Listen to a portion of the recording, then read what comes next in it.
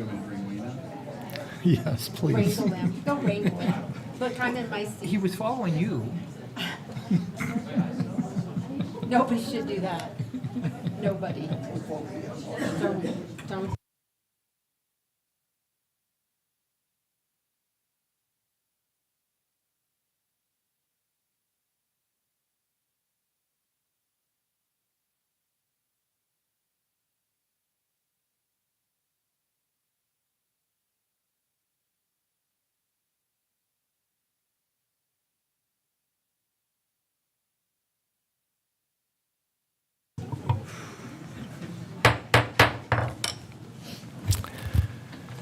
Welcome to the November 18th, gosh, time's flying, 2025 meeting of the Board of Trustees of the Tehachapi Unified School District. Want to make a note before we start that there will be no video. We are afraid that, well, we got the audio working and everything's fine there, but there's going to be no video tonight. If you need to copy the agenda, there's some in the back, or there's a QR code. You can, Ms. Barnes, where's that at? It's actually in a little stand right by the sign-in sheet. Okay, oh, I see, yeah. If you need an agenda, because it will not be on the TV screens. And with that, we're starting at 5:08. Ms. Barnes, roll call. President Kaminsky, Present. Vice President Kelly, Present. Clerk Wood, Present? Trustee Cooper, Present. Trustee Christensen, Here. Trustee Napier. Here. Trustee Sweeney absent, Superintendent Bell, Present. and I'm Deanna Barnes. Thank you, Ms. Barnes. It's time for the flag salute and moment of silent reflection. Tonight, it'll be done by Ms. Christy Libatique, Principal of Tehachapi High School.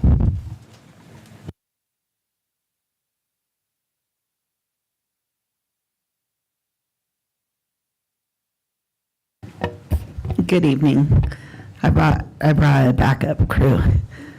So I'm actually going to turn this over to Carly Stirk, and she's going to introduce everyone and lead the pledge. Thank you. Hi, I'm Carly Stirk. We are from Tehachapi High School Club of America. Today with us we have our president, Olivia Omit, ASB rep Gavin Knowlton, co-vice president Caleb Hube, and Carly Stirk as the ASB representative.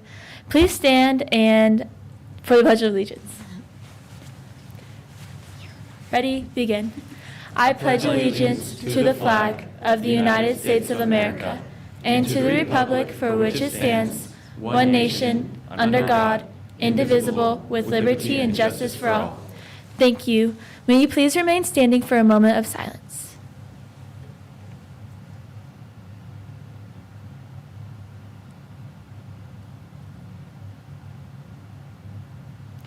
Thank you so much. You may be seated.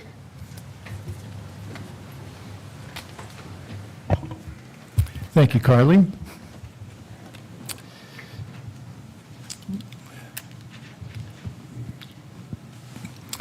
Next item is approval of the agenda. Do I have a motion to approve the agenda as presented? Kelly makes Kelly a second. It was motioned by Trustee Cooper and seconded by Vice President Kelly to approve the agenda. All in favor, say aye. Aye. Any opposed? Motion carries 6-0. Number 3, recognition of Capturing Kids' Hearts student greeters. Superintendent Bell. Good evening, board members and President Kaminsky there. I'd like to extend my gratitude for our Capturing Kids' Hearts greeters from Tehachapi High School and Principal Libatique, and selecting these encouraging students to stand out here today. For November, our focus is on better together, working together to reach our goal. This month, we're challenging students to work together toward a common goal and shared purpose. TUSD is proud to partner with families to grow and to develop teamwork with their children, and we can do this by modeling gratefulness, acknowledging positive moments, and affirming each other. And that's our Capturing Kids' Heart piece for today. Once again, I want to thank the team, and if they'll come up, we can have a picture with them. They're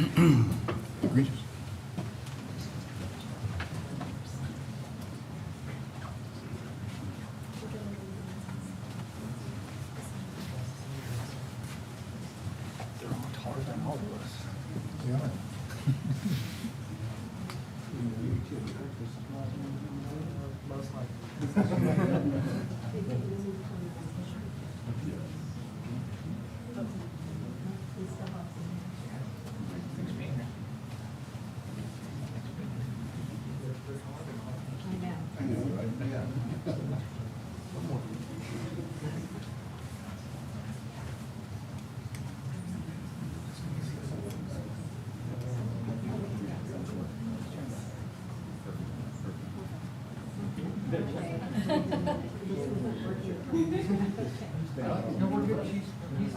I know that. She's a professional. Right, he was the photographer. Does it come over here? The blue is all less heavy on this side. Okay, you ready on the count of three? 1, 2, 3. All right, thank you guys.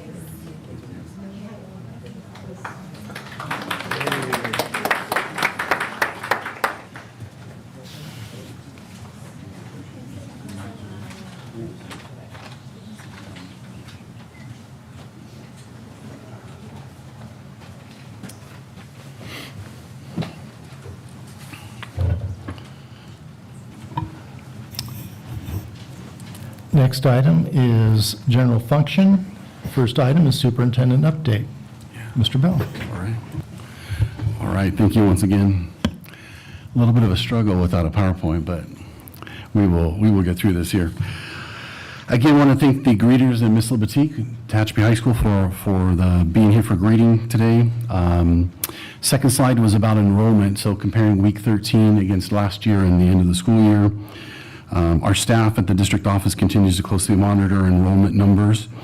We've seen a slight decrease in overall enrollment, and I decided to do a little bit of a breakdown by school site here. So overall, if we look at numbers compared to week 8, which was the last reporting from the last board meeting, CV had an increase of 2 students, Golden Hills lost 10, Tompkins had an increase of 2 students, JMS lost 7 students, THS lost 35 students, but the TILA 9 through 12 picked up 11 students.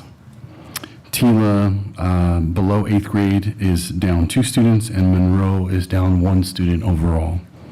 So that gives us our enrollment data for week 13, and of course week 14 is looking a little bit better as well. Overall attendance, we did have a significant loss of attendance on the Monday before the Veterans Day holiday, which put us below 90% that particular day. So our overall attendance on a year-to-date number has dropped below the 93.7 down to 93.55. So we'll continue working on that as well as we continue to move forward. Our October attendance winners for our attendance incentive, again, our district goal is 95. Love to go out and recognize the students and staff that their classrooms are at 95% or higher, and ultimately the classrooms that are the highest at the school site that receive the luncheon. This month, we decided to pass out Crumbl cookies for all of the classrooms that are above 95%. And all of the classrooms that were the winners per site ended up with Panda Express this month. So I thought that was interesting for all of them to choose the same, which was great. Overall attendance there. Classroom visits, I continue to be out walking through classrooms. This experience for me kind of helps keep me grounded as I continue to see the needs for students and staff when I'm in the classrooms. And if I get the opportunity to converse with staff when I'm in the classroom, I try and take that advantage just to see if there's anything specific that they need. One of the items that stuck out this particular month was our ag students, Ms. Moreno here in attendance, thank you. The opportunity for them to do a blood draw with sheep was an awesome opportunity to see, and unfortunately I only caught the last one because of one of my meetings. Didn't realize it was going to go that fast, by the way. And wanted to, number one, thank yourself, thank the FFA boosters in Tehachapi and the gentleman from Porterville College for being here and helping support our students with that particular lesson, which was great.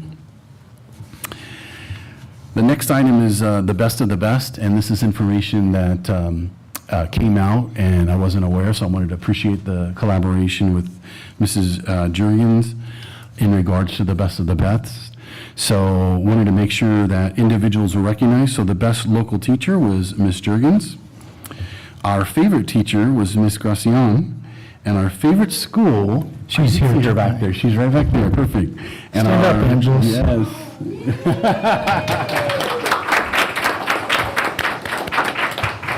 As her fourth grade teacher, I feel I had to do that. Yes, that's great. All the credit for who I am as a person. By the way, he told me when I come into your room to make sure that I note that he sent me to your room. So yeah, that's great. And then, of course, the favorite school, Cummings Valley, was recognized as the favorite school for Best of the Best. So wanted to congratulate everybody that was a part of that Tehachapi News, and then ultimately all of our staff members who were recognized. So thank you all for everything that you do. The next item, on Friday, November the 7th, THS experienced low water pressure at around 9:05 a.m. and eventually an outage. I'd like to thank our site staff for immediately taking action to deal with the low water pressure and eventually water outage. Also would like to thank our MOT staff for jumping into action and providing buckets and water to manually flush toilets. And then finally, I'd like to thank the city and Mr. Napier for the constant contact, keeping me abreast of everything that was happening with that water break. That wasn't obviously anybody's fault. And finally, the city, with their quick response, we had everything up and running by 10:16 was what I logged in my site. So 9:05, low pressure, eventually an outage, and 10:16 up and running. So really wanted to thank everybody for that. In the district office, we did have a debriefing about that particular situation because it's really important to really take a look at what our metrics are for emergencies. And so we are making some small adjustments to our emergency plans in case this event happens again. And ultimately, we'll look at that from a site as well. My next slide was about the Superintendent Parent Advisory Committee. So on November the 6th, I conducted our first meeting for this particular school year. Really appreciate all of the local school site council members who participated in the Superintendent Parent Advisory Committee, and the collaboration around Title I and LCAP, and Ms. Andrea Paxton delivered the message about LCAP and Title I to the members of this group. And then, of course, we went over bylaws and parent engagement, so I thought that was great. Then off to football. So our football team made it off to playoffs. I was able to attend the playoff game at Garces Memorial, took a couple photos. Want to congratulate all of our athletes and our coaches for all of the hard work. And unfortunately, they did not move on to round 2, but again, just great work from everybody involved with making it that far. Our board meeting calendar. So Ed Code 35-143 outlines the mandate to bring forth new business, which is item number 4, to approve the annual organization meeting. One of the components in the annual meeting will be the meeting dates for the 26th year, right, for the calendar year 2026. And so there's going to be some changes to board meetings for 2026. They're still going to technically be on the second Tuesday of the month, but there's 3 changes. Number 1, in June, we will have our regular session on June 16th, which is the second Tuesday. And instead of 2 weeks later having the follow-up meeting to approve LCAP and to approve the budget, we're going to move that meeting to 2 days after the 16th. On the 18th, that'll be a special board meeting. So we can get all of those timelines complete for approving of the budget and the LCAP. The second item was, I felt it was really important, as I just landed July 1st, right? This school year, having a board meeting the night before school started. I heard from the audience the struggle of that particular meeting, and so I want to let everybody know that I was proposing to take that particular meeting and move it to the first Tuesday of August, so that would be August the 4th. We will not have a board meeting on the night before school starts. And then the second meeting in August, which we continue to need, especially when it comes to personnel needs and so on, we're going to keep that one for the end of August. And then finally, the last change was in November. Because of the Veterans Day holiday, we needed to move the meeting on Tuesday of the second week of November to the third week of November, so that we're not competing with Veterans Day holiday again, which ended up happening for tonight. So those were the three items that are going to change for the calendar for you all, that you will approve or not approve in the December meeting. So, all right, bulletin boards back there in the back. I want to give everybody a heads up. They were put up by Golden Hills this month, and during the month of November, Golden Hills has been focused on the capturing kids' hearts trait of teamwork, and many teachers also emphasize gratitude as well. Students in the first grade and the third grade wrote about what they are thankful for, and the artwork with the pumpkins was from fifth grade class. And the quote that Golden Hills is living by is, "Gratitude is an antidote to negative emotion, a neutralizer of envy, hostility, worry, and irritation. It is savoring, it is not taking things for granted, and it is present-oriented." So that's their quote that they're living by. And then the final slide was our updates, upcoming dates, which ended up being a turkey trot at Tompkins, our minimum day on 11/21, which would be this Friday, our Thanksgiving holiday. We've got some holiday shows and music concerts, and then our board meeting that will be on December the 16th. And that's what I have for the evening, sir. Thank you, Superintendent Bell. You bet. Item 2, TAT update. Ms. Bowman.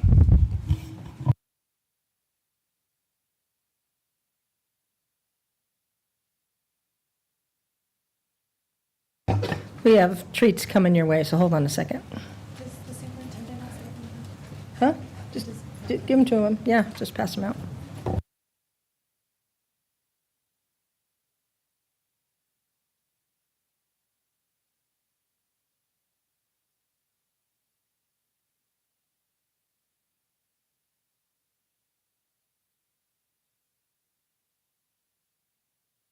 I have to thank all my people for helping me out.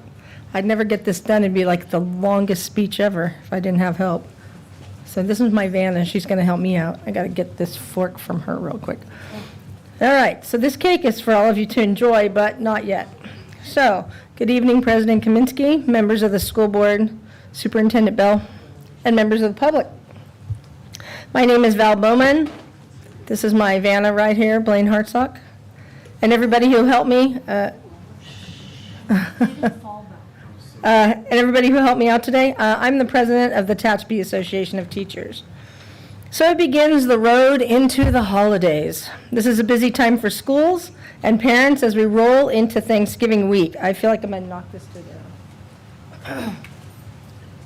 And a few short weeks later, it's gonna be Christmas and the New Year's. This is always such a busy time. It's nice to look forward to spending time with family and friends, or maybe just enjoying some downtime. But to be honest, this has been a tough first quarter and a half, and not just for Tehachapi Unified School District. This applies statewide and nationwide. An example is Arizona. This state has had a mass exodus of teachers, with more than 1,000 leaving since July of this school year. California has an ongoing teacher shortage. In both states, similar conditions have caused this exodus. Studies show financial pressures, high housing costs, low pay, poor working conditions, lack of support, and violent students are pushing teachers out of the profession, and they're keeping others from coming in. So we've had some pretty rainy weekends the last couple of weekends, and I've been sitting on my couch watching baking shows. And I was thinking about educational stress as I was watching the Great American Baking Show. Did you guys ever watch that show? You should, because it's fascinating. I'm more like Nailed It. Have you ever watched that show? Yeah, I'm more like Nailed It, and they're truly masters, I have to tell you. And so I was watching them build a multi-layer cake, and I thought educational stress is a lot like a multi-layer cake, so this is where we're going to have a hands-on moment together. So the sponge for this cake right here, this is made from whipped eggs, flour, and sugar. There's a little bit of butter to give it some flavor. It doesn't have any baking powder, so the idea is that the cake is light and airy and yummy. And then it's generally layered with cream. In this case, it's a buttercream. Sometimes there's fruit, and sometimes there's something else in the middle, like some creme fraîche in French, but mine doesn't have that. And there's usually a minimum of 2 layers, so our cake has 3 layers. And then looking at the cake, it looks, well, yours looks more perfect than mine because I smashed it in the car by accident, but yours looks pretty good, right? Yours looks pretty good. And even if yours has some imperfections, it still looks good, and if you smell it, it smells pretty good. And I bet you it's even going to taste pretty good. So then take a look at your slice. Everybody take a look. Everybody. Everybody take a look. No, not everybody's going to take a look. The outside is a buttercream, and it looks smooth and perfect, but it does, it looks pretty good, doesn't it? But it has a lot of fat and sugar, and it's really heavy.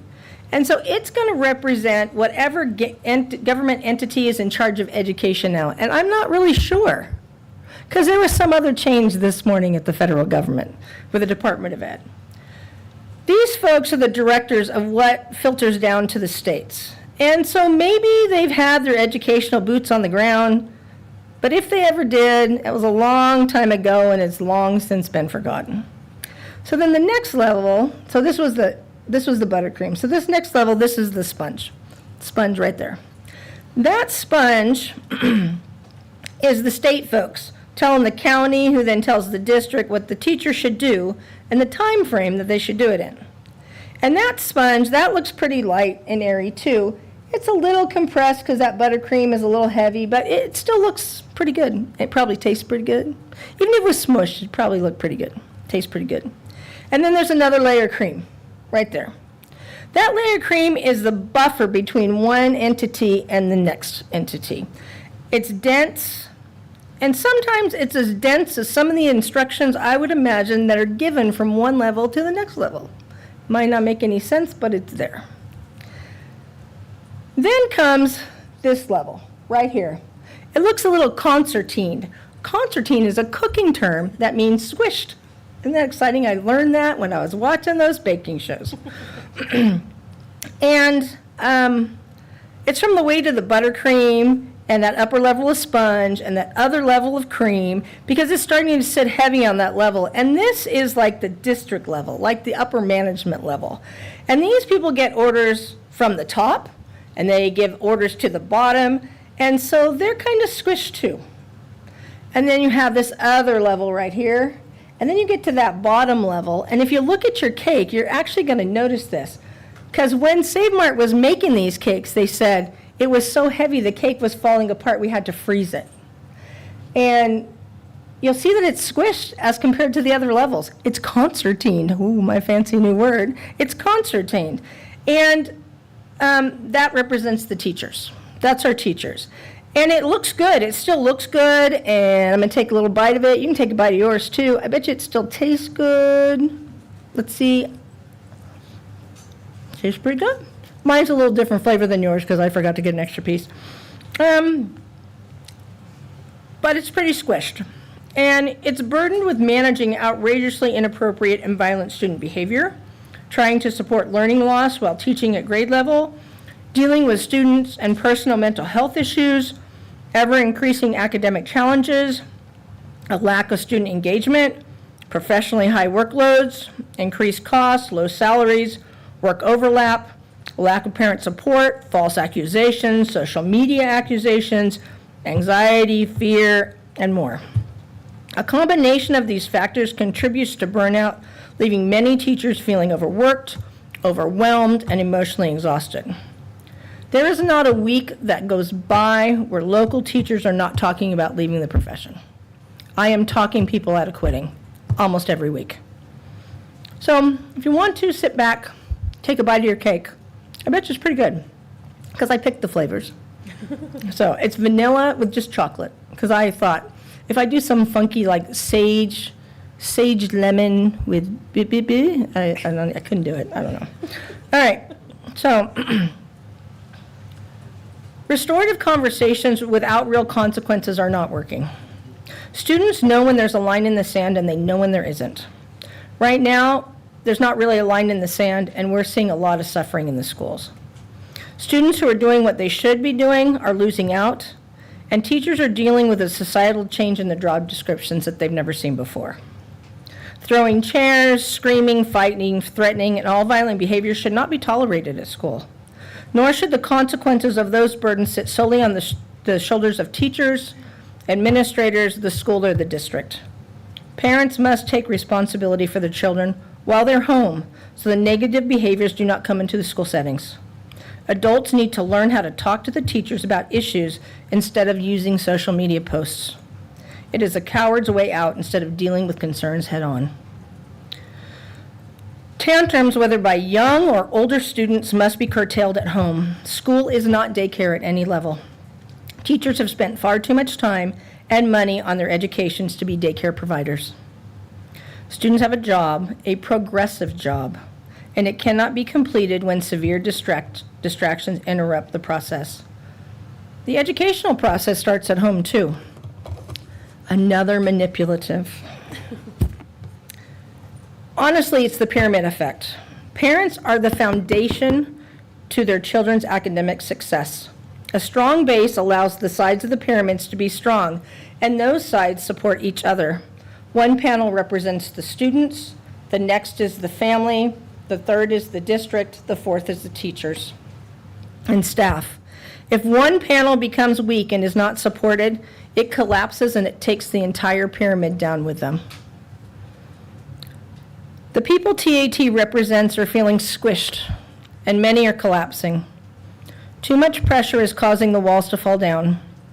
Communicating and matching calendars so deadlines do not hit all at once will help. Remembering working hours are just that, and precious personal time should be breached in emergency situations only. The TAT CBA is a roadmap and can lead to solutions. Use it as a guide. Prep time is to be protected and not used for extraneous activities unless agreed upon by the teacher.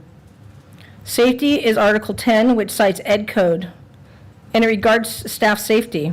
When teachers send students to the office, do more than restorative conversations, because students know how to say yes while meaning no. In turn, teachers will do their part with documentation and parent communication. These items seem easy and within control. If adjusted, can make a change in attitude. I think I have a typo there, but if we can make adjustments, if adjustments can be made, there can be a change in attitude and stress levels for everyone. So as we look at that big old piece of cake that you have and that piece of cake that I ate, I don't eat cake very often, by the way. As we look at that towering piece of cake, from the heavy buttercream at the top to the bottom layer that has been compressed thinner and thinner, we have to be honest with ourselves. Yes, it still looks like a yummy cake, and from far away it looks sturdy and polished and presentable. But anyone who truly understands baking knows this truth. A cake can only hold its shape for so long before the bottom layer gives out and the entire cake falls apart. So now you have something to eat and you have some thoughts to ponder. I made them up my own word there. So enjoy your cake and have a good night. Thank you. Thank you, Ms. Bowman, and you as well, Ms. Hartzell.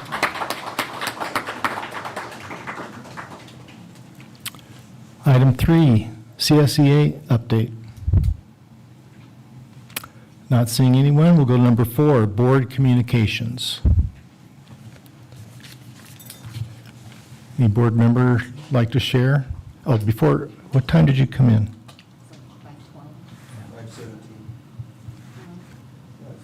Okay, no, trustee Sweeney came at 5:15. I'll split the difference. I'll share. Go ahead, Clerk Wood.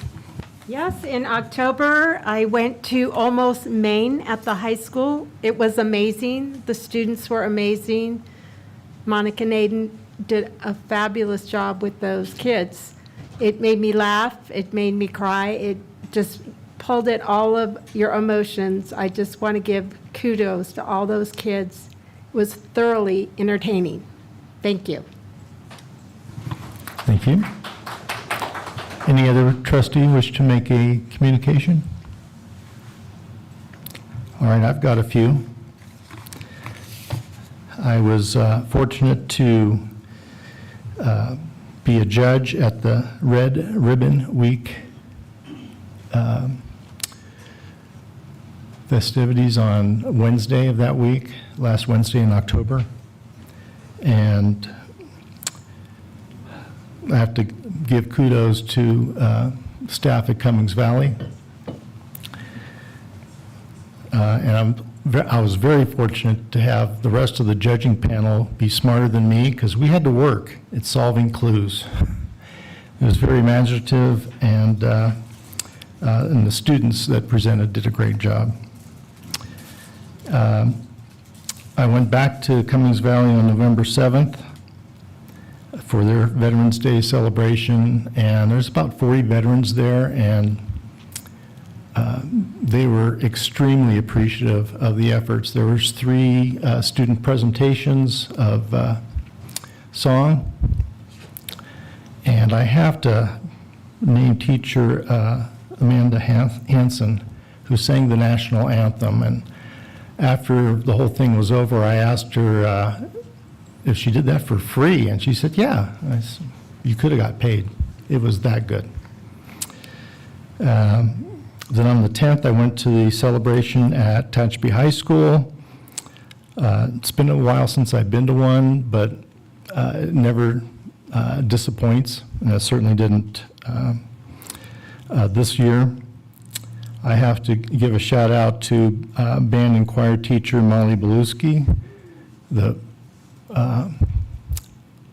I was there early enough to hear their run-through of the Service Academy songs and the choir singing of the national anthem. And I heard a staff member who was present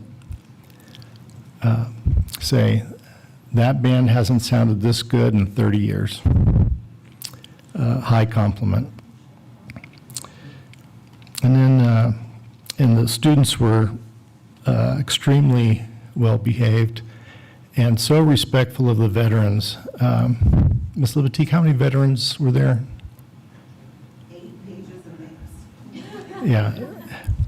Yeah. They were extremely appreciative, and the students, I think the biggest cheers were 2 teachers that were there as veterans. And it was just a great ceremony. And finally, we had a former teacher, board member, pass away October 17th, Patty Snyder. I just wanted to give her recognition tonight. She taught for over 30 years, and I think maybe in this room was one of her classes, mainly kindergarten. Her husband, Grant, was the athletic director at Tehachapi High School. When he passed away in 2015, his son, Pat Snyder, was a PE teacher and also the athletic director. And then their daughter, Mandy, was on my staff at JMS. I would tease her. I think she started teaching when she was like 11 years old. She had more years than most teachers, and both her and Pat have gone on to bigger and better things because of their talents. So I just wanted, Patty served as a board member for 2 terms, 8 years, and she was just, we all should be this involved as Patty was in this education of our students. That's all I have. Time for public comments.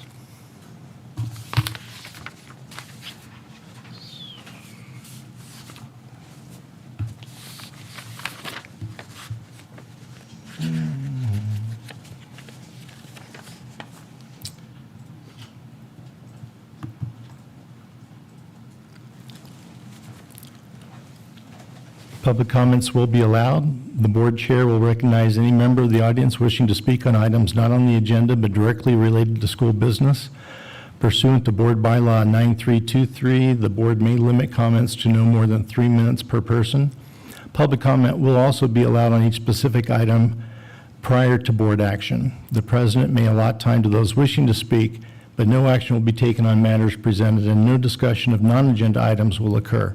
If appropriate, the president or any member of the board may direct that the matter be referred to the superintendent's office for placement on a future agenda.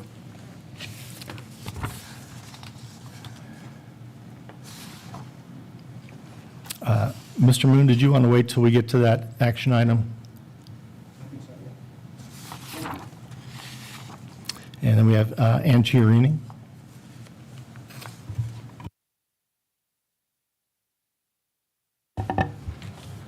Good evening, board. Good evening, friends. Is it not on? Awesome. All right. I wanted to speak to you tonight about combo pay. I am a TKK teacher at TILA, and I am not getting the combo pay stipend, so I wrote a little poem. 'Twas the night before Monday, and all through my house, not a creature was stirring except for my computer mouse. My TK and kinder students were snuggled in bed while visions of blended and classic students danced around in my head. For 2 grade levels lessons I must prepare, both in person and on Zoom.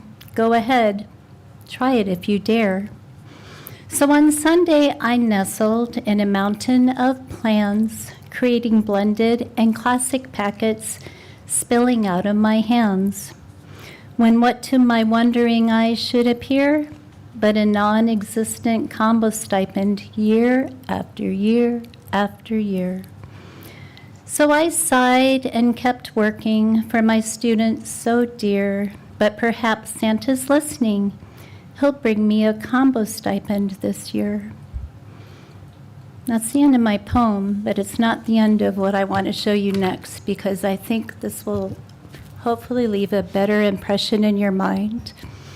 I teach TK and K. Easy peasy lemon squeezy.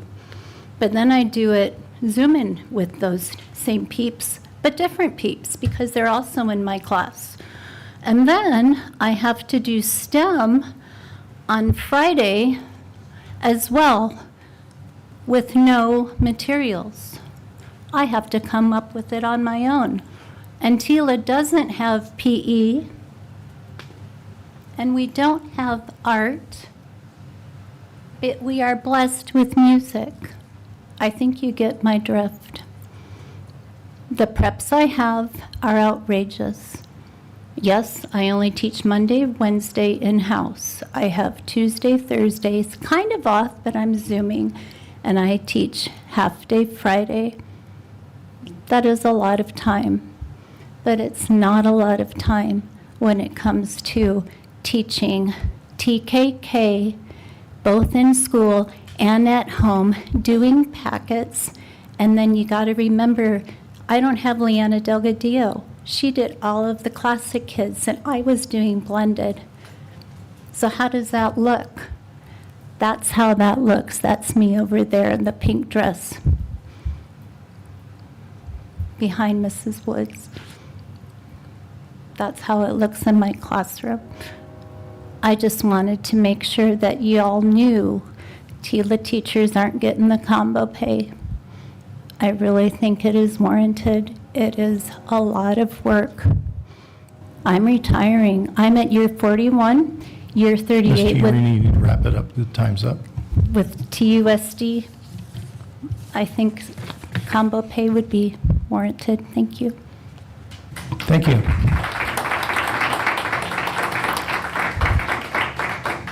Are there any other public comments? Okay. Consent agenda.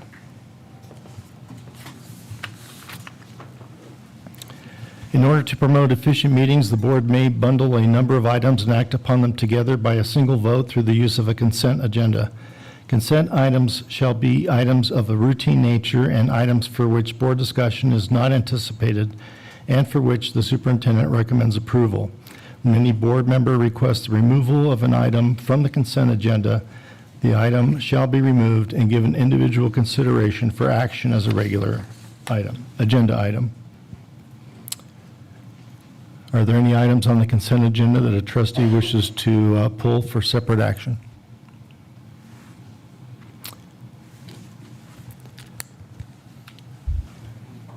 Seeing none, do I have a motion to approve the consent agenda as presented? Kelly, make the motion. Second. It was motioned by Vice President Kelly and seconded by Trustee Cooper to accept to approve the consent agenda as presented. All in favor, say aye. Aye. Any opposed? Motion carries 7-0.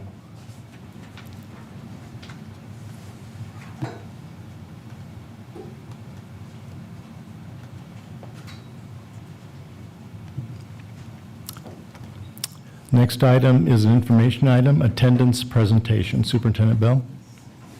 Come on up. We've got Bonnie and her team, Kathy, here to discuss our attendance initiative here. Seems to be the night of goodies. We have goodies for you too, but not much acting, so.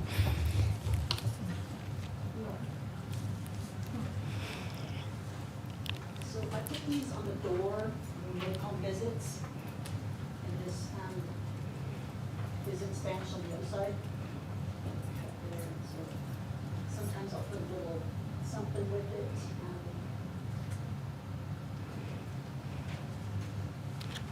A little encouragement.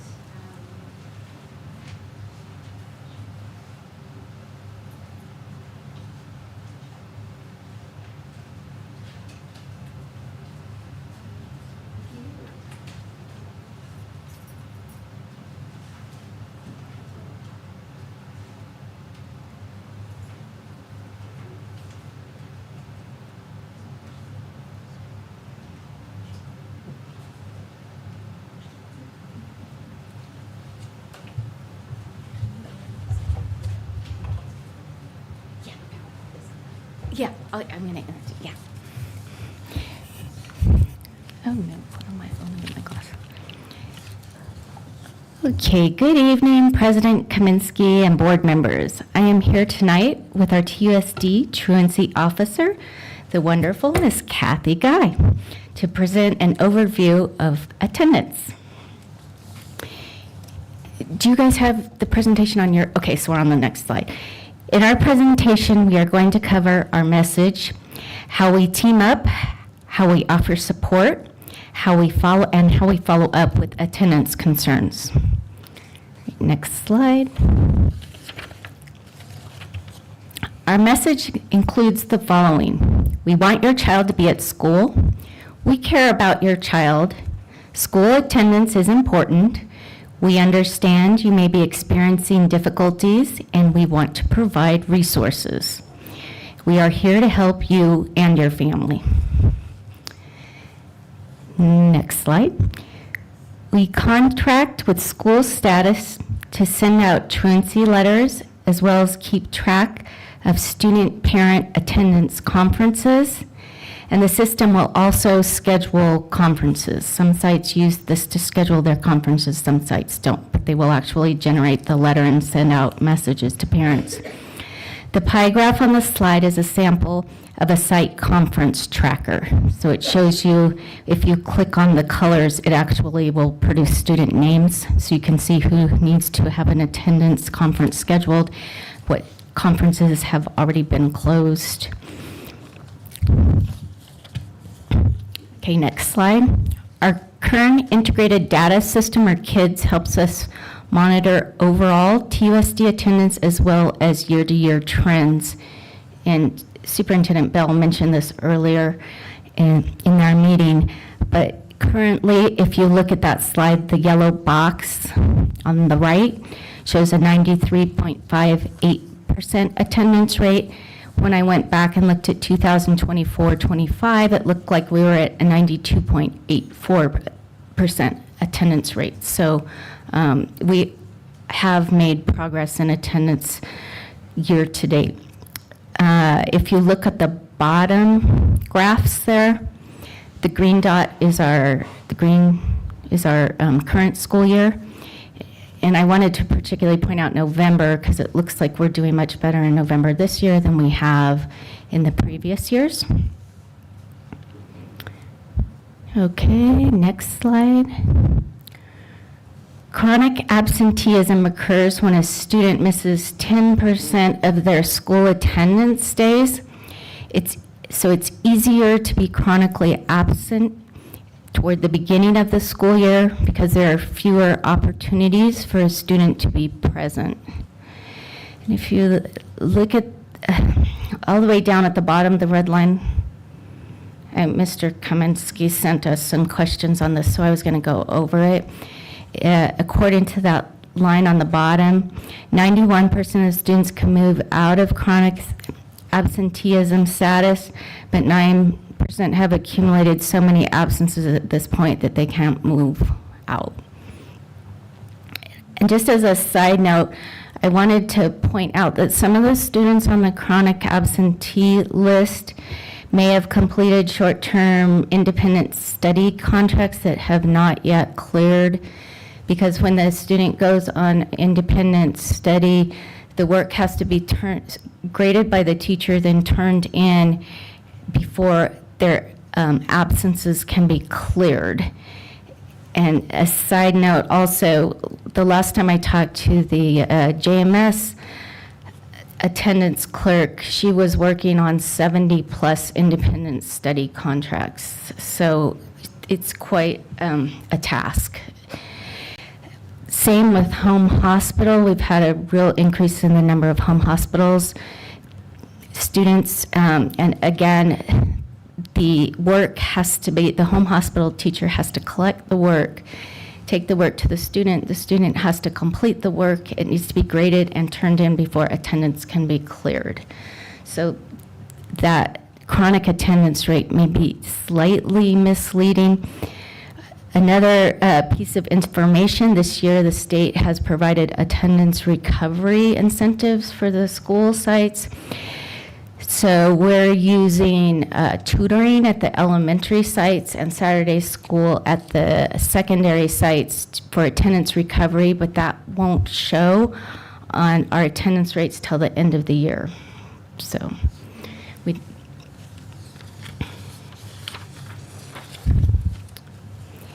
The next slide, attendance meetings. So these are the people that can be included in attendance meetings, and it's really up to the sites and the individual students as to what their issues are.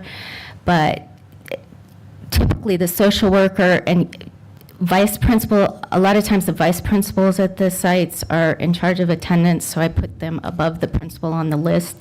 But principals, school psychologists, counselors, attendance clerks are typically people that could be on the conference team. If a student is experiencing health issues, then a nurse may be invited to attend. If there's concerns about safety, the SRO can be invited to attend, and then Kathy can be invited as a truancy officer if there's really severe attendance problems or working with families multiple years, which does happen.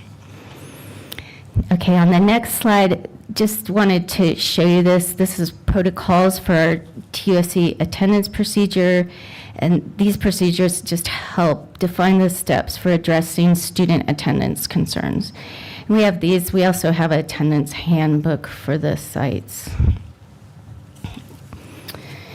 Okay, on the next slide, that's just a sample of the school attendance review team, or SART, conference form that sites can use when they meet with students to keep track of what's going on. And the next slide, this, Superintendent Bell helped me with this form. He suggested this from a prior site that a district that he worked at. So developed this to help collect information so sites can document attempts made to contact families so that they can use the E140 drop code, and that just translates into not knowing where the student is living and they haven't showed up to school, but we do need to document and show that we've made attempts, so that's what this form is for. And I'm going to turn it over to Ms. Kathy Guy. And here's the slides. Yes. Good evening. Good evening. So I'm a little nervous, so bear with me here. Yeah, wow. So I'm a little thrown off with no slides, but I will deal with this. Okay, so the first slide is on teaming up. So what we do is the site administrators, the social workers, and the attendance clerks get together. They find students that are in need of home visits with truancy concerns. Sometimes it's social emotional concerns that we're going over there for that. And so I support the social workers in that respect, and the social workers support me with the other things that we need for attendance. We use the data from Kids Data and school status to identify these students. Sometimes a teacher will call and say, I'm having problems with this young man, he's not making it to school on time. And so we can do a home visit and figure out what the barriers that student is facing that they're not able to get to school. The next slide is offering support. Be here every day, all the way. So a lot of times when we do home visits, we get parents who say, I just do not know what to do with my child. I cannot get into school. They're too big to drag them to school. What do I do? And so with the power of the internet, I found some tools, and also with collaborating with the social workers and other places that I found things that were positive to help our kids get to school, want to be at school, make those connections with their friends, with their teachers, and so that it makes it a positive learning environment. So we'll go to the house, we'll leave the contact information with the family, providing resources, so like free or before and after school care, transportation. We have quite a few kids who all of a sudden need transportation for whatever reason, their car broke down, whatever it is. So we try to help with that. Sometimes that means me just calling transportation to see if they can expedite a bus pass for these kiddos. We provide gift cards and school store little items that are motivational, or just let them know that I'm thinking about them. As far as the gift cards go,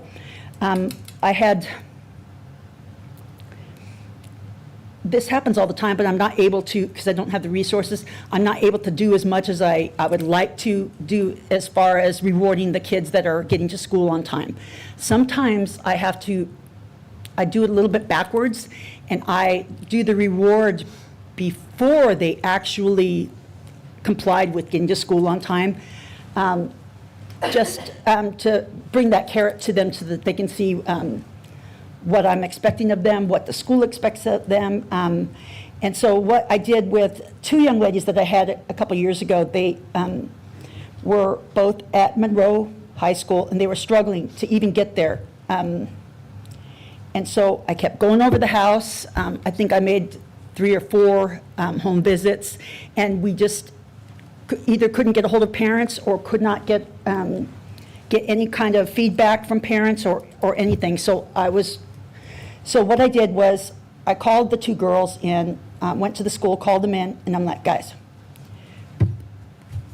how about we do something different? We have a buddy system, because attendance buddies they can be helpful. You can have your friend call you in the morning, and you can call the friend, whatever it is. And I gave them each a gift card for Starbucks. I said, now I want you to go to Starbucks, and you guys go drink your drink, and I want you to figure out how you're going to get to school on time every day, and see how we can get you guys, because graduation was like a month away.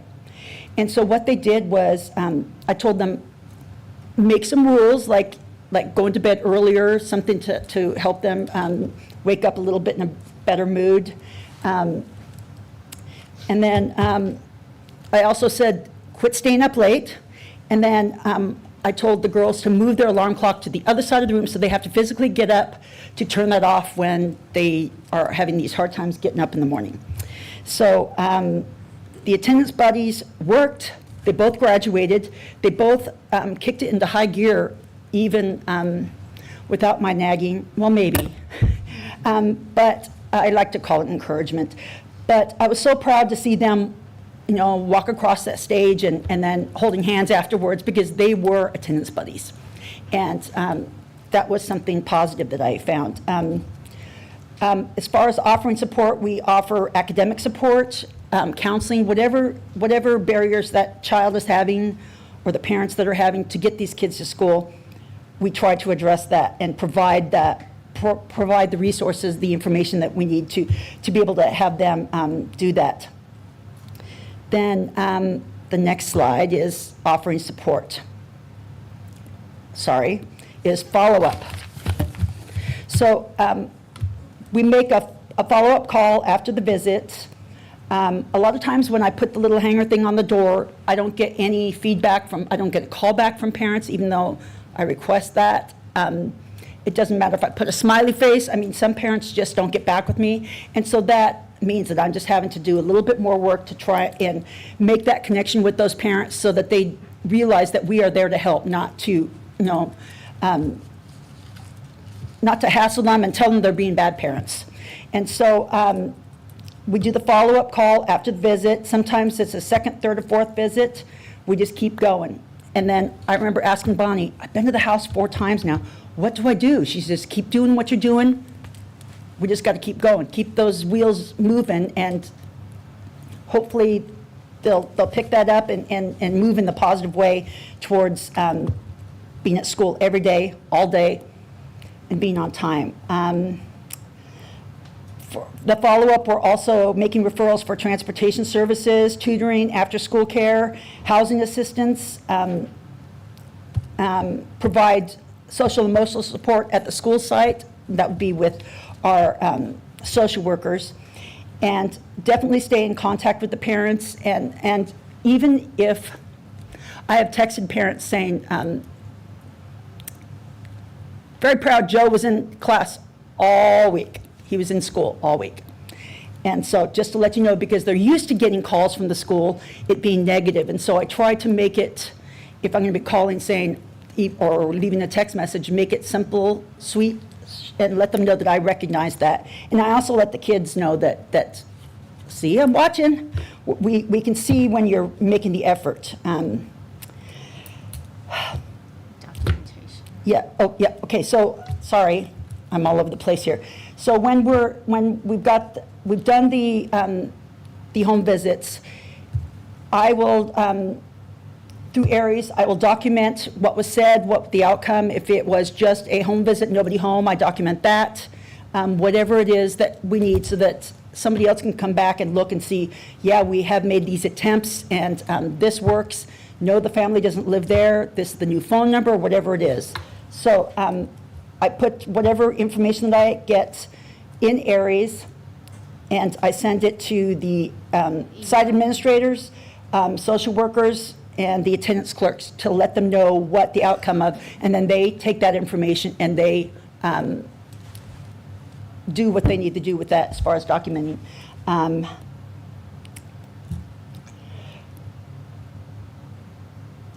I think that's it. I appreciate your time. I am rambling here, but I do have a passion for kids, and seeing them walk across that stage.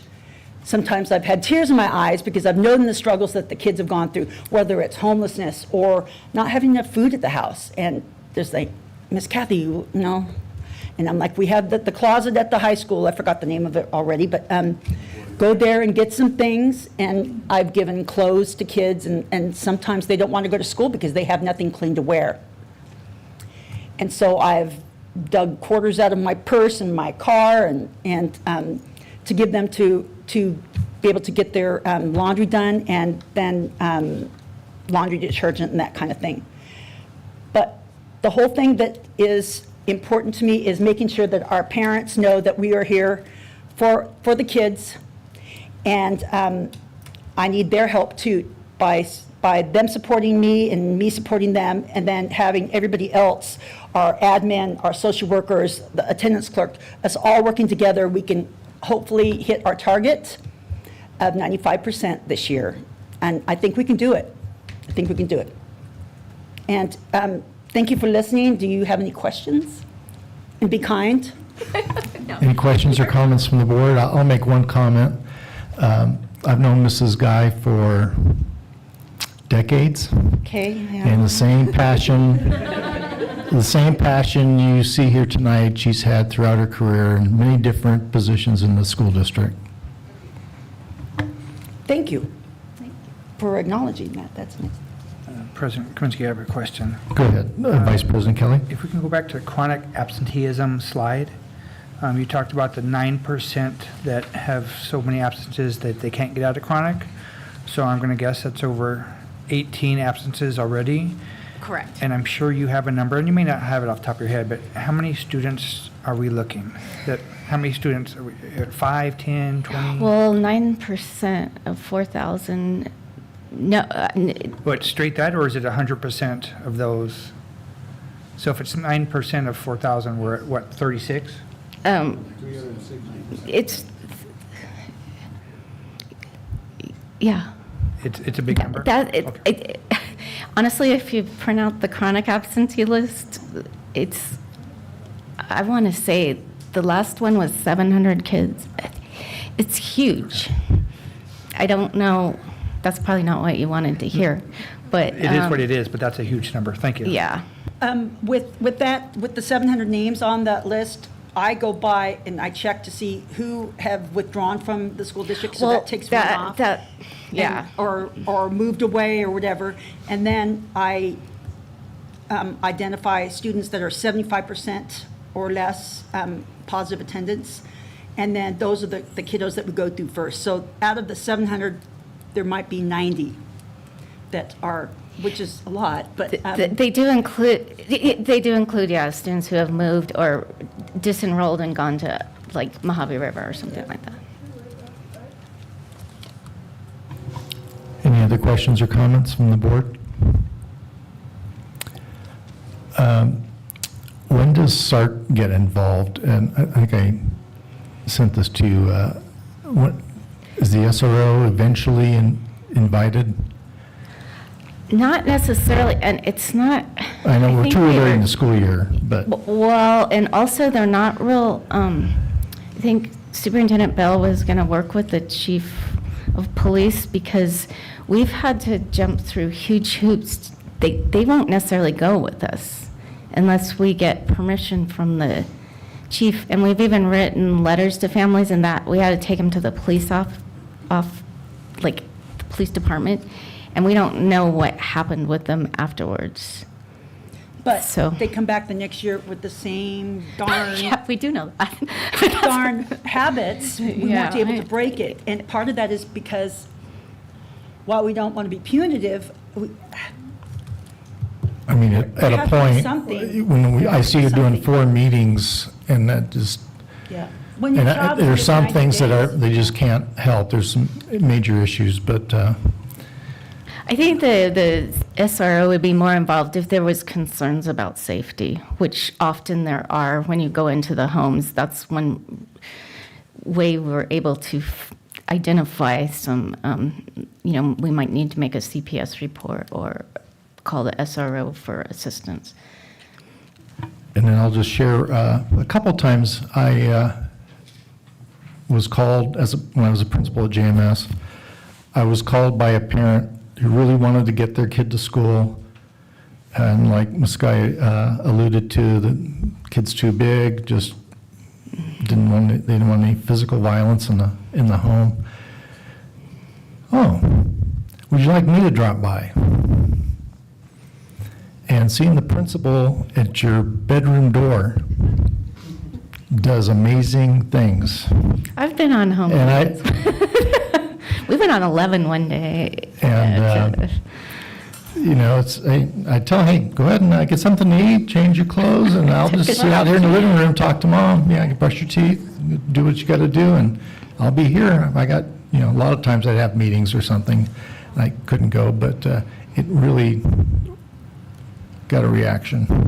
In years past, I did that. My hours were different, and so getting them to school at noon probably isn't going to work because that's when my hours start, noon to 4. I have had parents call me and say, can you come get him, please? And so I have made sure I was not in my pajamas anymore, and I went over there and got them to school on time, but for the most part, I'm not able to do that. And I forgot what my train of thought was going on that. I don't know where I was going. Okay. ADD, sorry.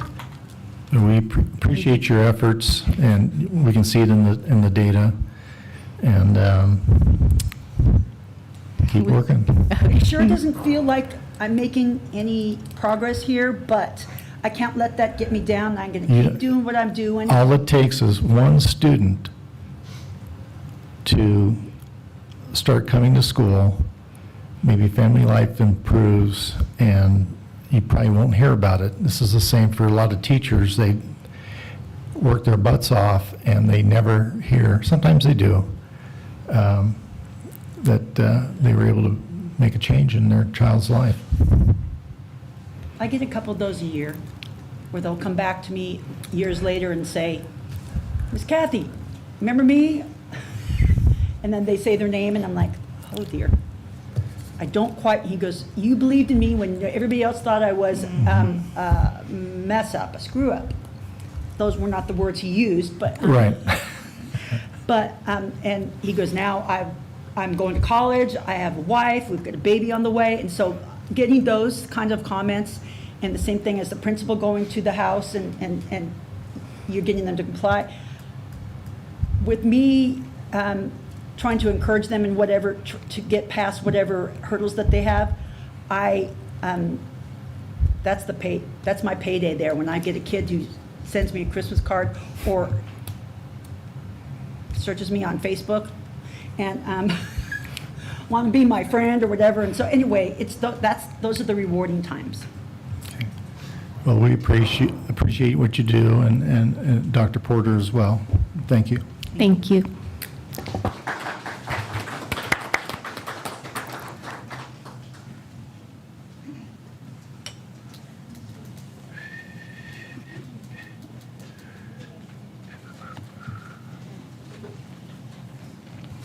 Moving on to new business. Number 1, approval of board policies.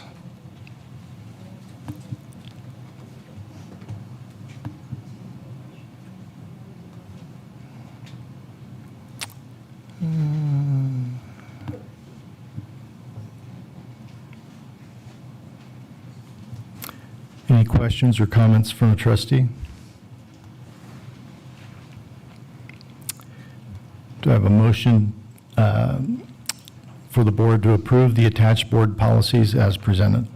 Kelly, I make the motion. I'll second. This motion by Vice President Kelly and seconded by Trustee Sweeney for the board to approve the attached board policies. All in favor, say aye. Aye. Any opposed? Motion carries 7-0. Second item of new business is first read governing board regular meeting calendar for 2026. Any questions or comments from the board? Do I have a motion to approve the Tehachapi Unified School District Board of Trustees? I should say 26. I'm reading the supporting document. President Kaminsky, it's just a first read for tonight's meeting. Okay, so any questions or comments from the board? Okay. Item 3 for new business is approval of the governance handbook.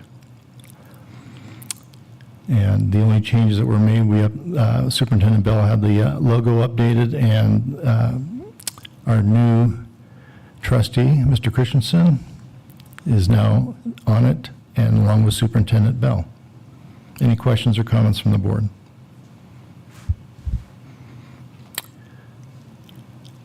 Do I have a motion to approve the governance handbook as presented? I'll motion. Second. It was motioned by trustee Sweeney and seconded by trustee Cooper. The board approved the governance handbook as presented. All in favor, say aye. Aye. Any opposed?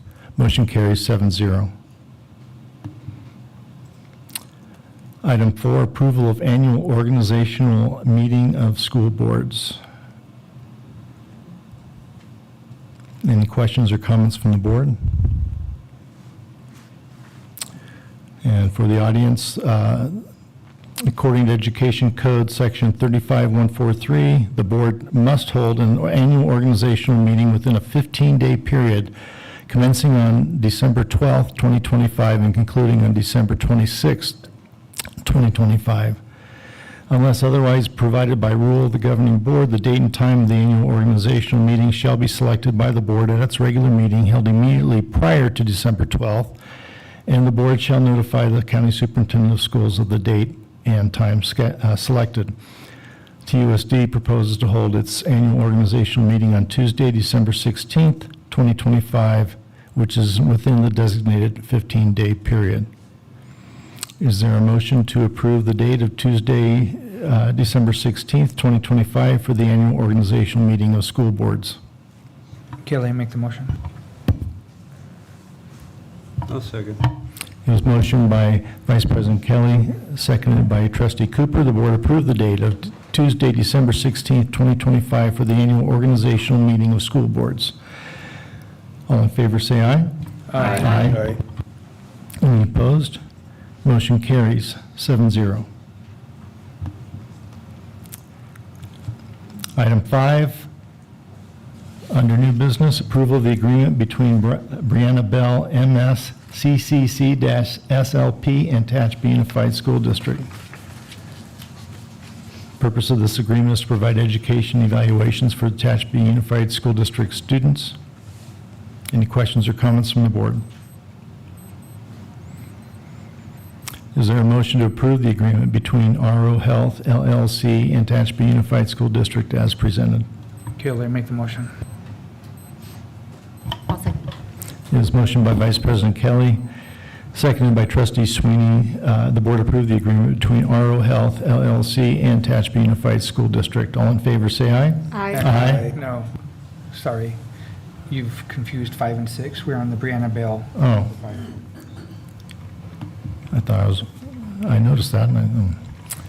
So do I have a motion to approve the agreement between Brianna Bell, MS, CCC-SLP, and Tehachapi Unified School District as presented? Kelly, make the motion. Second. It was motioned by Vice President Kelly and seconded by Trustee Christensen for the board to approve the agreement between Brianna Bell, MS, CCC-SLP, and the Tehachapi Unified School District. All in favor, say aye. Aye. Any opposed? Motion carries 7-0. Now we'll go to number 6. The purpose of this agreement with our RO Health LLC and the TUSD is to provide education evaluations for Tehachapi Unified School District students. Is there a motion? Kelly, make the motion. Second. It was motioned by Vice President Kelly and seconded by Trustee Christensen. The board approved the agreement between RO Health LLC and Tehachapi Unified School District. All in favor, say aye. Aye. Any opposed? Motion carries 7-0. And number 7, we have a public comment on. I will read the rationale, and then Mr. Moon, you can come up. Cardonix is a cloud-based scheduling and staffing platform designed to optimize master schedule development and resource allocation at the secondary level. The system supports data-driven decision-making by aligning course offerings, teacher assignments, and student needs within established budget and staffing parameters. Cardonix enhances scheduling efficiency, promotes equity in course access, and supports the district's instructional and fiscal goals. Mr. Moon.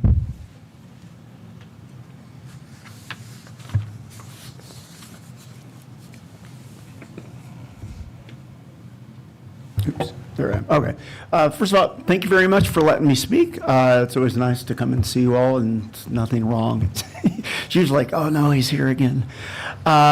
My concern with this item isn't necessarily specifically about the program itself. I'll be honest, I don't know that much about it.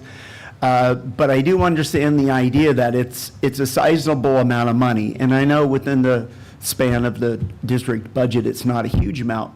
But at the same time, we're hearing sort of scary rumors about funding shortfalls and what that might mean to staffing. The staffing at any of our schools, whether it's the teachers or aides or the counselors, anybody who has, daily contact with kids, that's where the rubber meets the road, so to speak. And I know that we all have opinions about where money is spent and whether it's necessarily, very efficient. My issue with this is just the fact of, if we're not sure about what money we have coming in, maybe we need to at least delay it and think about it for a while. We don't know what our funding is going to be, and it seems to me that it would maybe be something that we don't have to do right now tonight.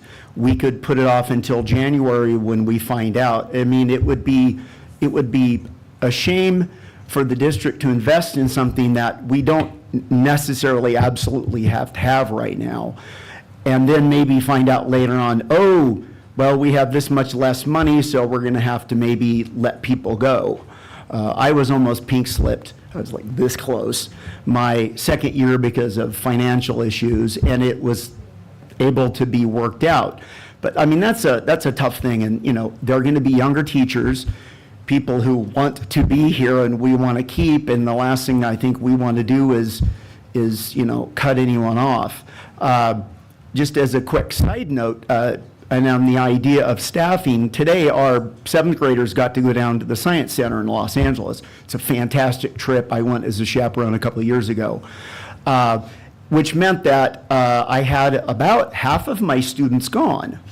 And on the surface, that might seem like a great thing, and it was. But not for the reason you think, although it was much quieter in the hallways. And if you've ever been in our hallways, it's like an echo chamber. But what I really liked was that through certain reasons, a lot of the kids who didn't go were the ones who were too cool to do things like that, or for whatever reason, because of grades or behavior, didn't go. So the kids who were there today were not the ones who normally shine in class. Mr. Moon, you need to wrap I it will up. be very quick. With about half of the kids in the class, it was the greatest day because their attitude changed. We had a nicer relationship on that day because I was able to speak to all of them, and it wasn't jammed in. That's what we talk about when we talk about staffing. It's able to meet the kids' needs. And, when you have 30, 35 kids in the class, it's pretty hard to do that. So if we could maybe delay this until we have a better idea of our financial situation, I think maybe that would be the prudent idea. And I salute you for going out and doing house calls and home calls on students. I understand how crazy it is when we hear from parents and they're literally saying, I have no control over my kids. So thank you for going out and doing that. And thank you for letting me speak tonight. Have a nice evening. Thank you, Mr. Moon. Superintendent Bell, did you want to address the item? Do you want to make a statement to? I wasn't sure if I could address from his public comment. Not his, no, Yeah. but if you want to make it on the, because Just on the actual item itself. So the item itself is a useful tool, right, that addresses many areas, right, to identify deficiencies, whether that be in overstaffing or understaffing for a particular area. And so it's an item that has been used in many school districts. It's very useful to identify expiring of credentials, again, overstaffing or understaffing a department so that we can ensure that we have the proper staffing levels at our school district. And we are looking at the 1 year of this particular item to make sure that it's valid and ready for us in order to do a multi-year contract thereafter. Any questions or comments from the board? A quick comment. I had a good conversation with the superintendent yesterday about this topic. I had similar concerns. Mr. Moon trying to understand, hey, where are we headed, deficit spending? So I hear your comment is valid. I had a good conversation with the superintendent and got a lot of my questions answered. So I will be in support of this item tonight. Trustee Christensen, you as well? Well, my question was, looking long-term, like you were talking about, this is going to be a one-year shot. And then if we decide to go with it after that, if we do, there's the subscription probably will be the one thing that we'll maintain. Are we, let's say for the second year, are we looking down the barrel of another 22.5? Or is that going to reduce down? We're going to keep the Right. subscription, but some of the others are going to reduce it down? Multi-year, typically we get at a reduction in value, right? That's how those contracts Right. would typically work. Okay, so Correct. they're already looking at that, okay. Absolutely. Is there a thought about that price, what that's gonna, what I'm looking at is, so 22.5, but it might make it a little bit easier to make that decision if we knew, okay, next year it's only gonna be $10,000, or it'll be Yeah. $12,000, so with the impact over 3, 4, 5 years is not gonna be, yes, the first bite, but after that, it'll be very easy. Exactly. Andrea, did we get the 3-year? So when we got the quote, we got a 1 year and a 3-year quote. The 3-year quote is, there's a slight reduction, but I wouldn't say it's a significant when you threw out the 12,000. No, it's not anywhere close to 12,000. One thing also with that program is it also helps with the credentialing to verify. So it also helps personnel, which is on our dashboard. And next month, Dr. Romero will be presenting the TAMO report. And so it helps to limit errors in that area as well. I got one more. Go ahead. On this system, is it in-house, meaning it is held here at the district, or it is on each of the campuses? Or is this serviced from an off-site router or an off-site server farm that's maintaining, what I'm concerned with is like what we're going through right now. A lot of our internet access and everything is kind of getting bounced because of stuff. If we lose access to the system, Right. for whatever reason, is this going to cause a problem, or do we have it in-house? Yeah, so cloud-based, right, and accessible at each school site that it's assigned to. I have not, Accessible from each site? right, so if the high school is utilizing, like, they'll have their own cloud-based part of this program so that it's not convoluted by another school site. But it is still cloud-based, meaning that we're not housing the actual program on our school site. Okay, that's what I was at, that's where. Right. Yeah, that's where I was looking at, was because if it's housed off-site, my only concern is that if we lose access to it, for whatever reason, is 1 day going to make a difference? Is 5 days going to make a difference? Almost all software is cloud-based nowadays. Yeah. So I think 99.9% of the things we use in the district or any industry nowadays is cloud-based. So unfortunately, that's just the nature of our world now. So unfortunately, Right. you can't get around that. But you can get around it if it's housed on site.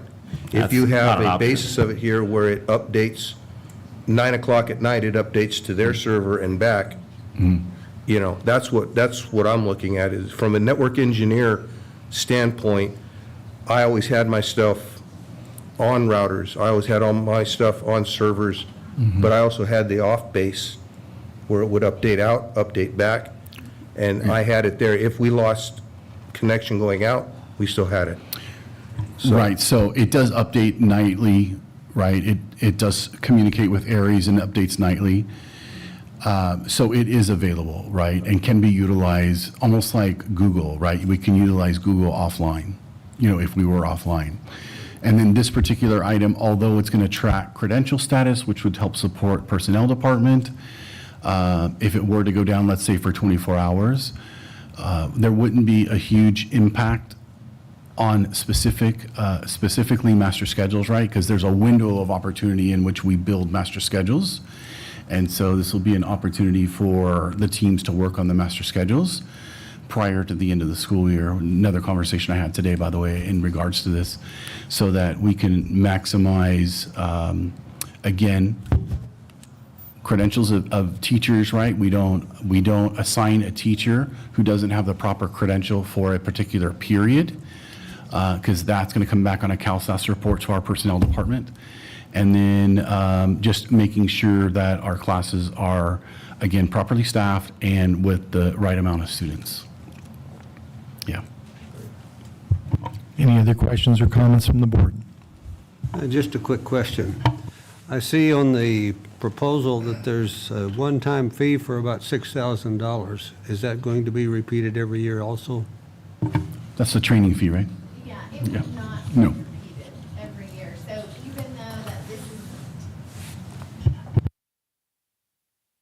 even though this is a single year contract, if we decide to do a multi-year contract after this, that would not be repeated. Thank you, Mrs. Paxton. Anybody else? Do I have a motion for the board to approve the agreement between Cardonix and Tehachapi Unified School District as presented? I'll motion. Kelly, a second. It was motioned by trustee Sweeney, seconded by Vice President Kelly. The board approved the agreement between Cardonix and Tehachapi Unified School District as presented. All in favor say aye. Aye. Aye. Aye. Any opposed? Motion carries 7-0. Item 8, approval of the agreement between King Educational Services and Tehachapi Unified School District. Purpose of this agreement is to provide an psychoeducation IEE in regard to a particular student. Any questions or comments from the board? Is there a motion to approve the agreement between King Educational Services and Tehachapi Unified School District? Kelly, a motion. I'll second.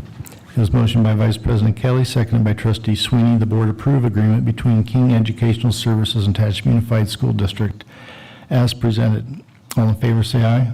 Aye. Any opposed? Motion carries 7-0. Last item of new business is approval of declaring certain district property as surplus/obsolete in technology. The items listed on the transfer of property form received from technology in a state of disrepair are obsolete and no longer of use to the district. Section 17545 of the California Education Code provides that the Board of Trustees may dispose of personal property belonging to the district if the property is unsuitable for school use or not required for school purposes. Section 17546 further provides that if the governing board, by unanimous vote of those members present, finds that the property, whether one or more items, does not exceed in value the sum of $2,500, it may be sold at a private sale without advertising by an employee of the school district empowered for that purpose by the board. If the property is deemed to be of no value, it may be disposed of at the public dump. This item requires unanimous vote of the board members present. Is there a motion to approve the declaring certain district property as surplus/obsolete from technology as presented? Kelly, you make the motion. I'll second. It's motion by Vice President Kelly, seconded by trustee Sweeney, that the board approve declaring certain district property as surplus/obsolete in technology. This is a roll call vote. Ms. Barnes?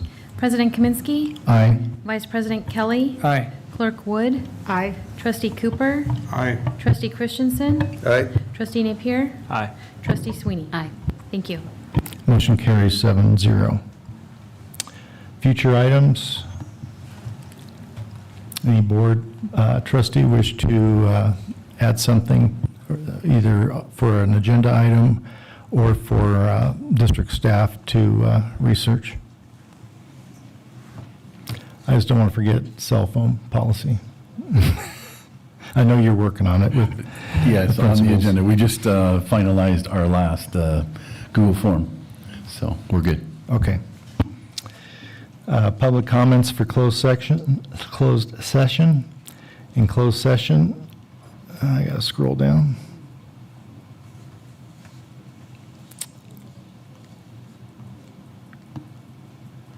In closed session, there's one item, conference with labor negotiators, designated representatives, Superintendent Brian Bell, employee organizations, Tehachapi Association of Teachers, and California School Employees Association, Chapter 466.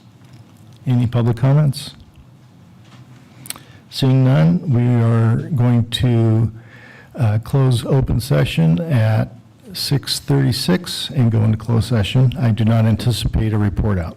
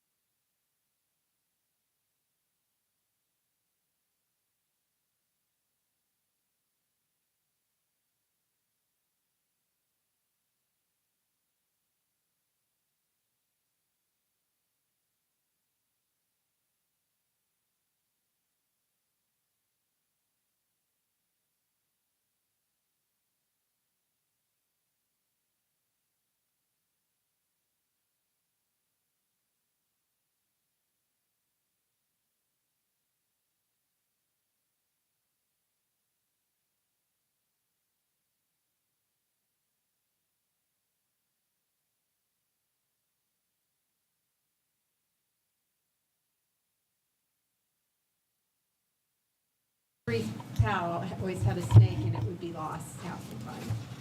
Great. She was great.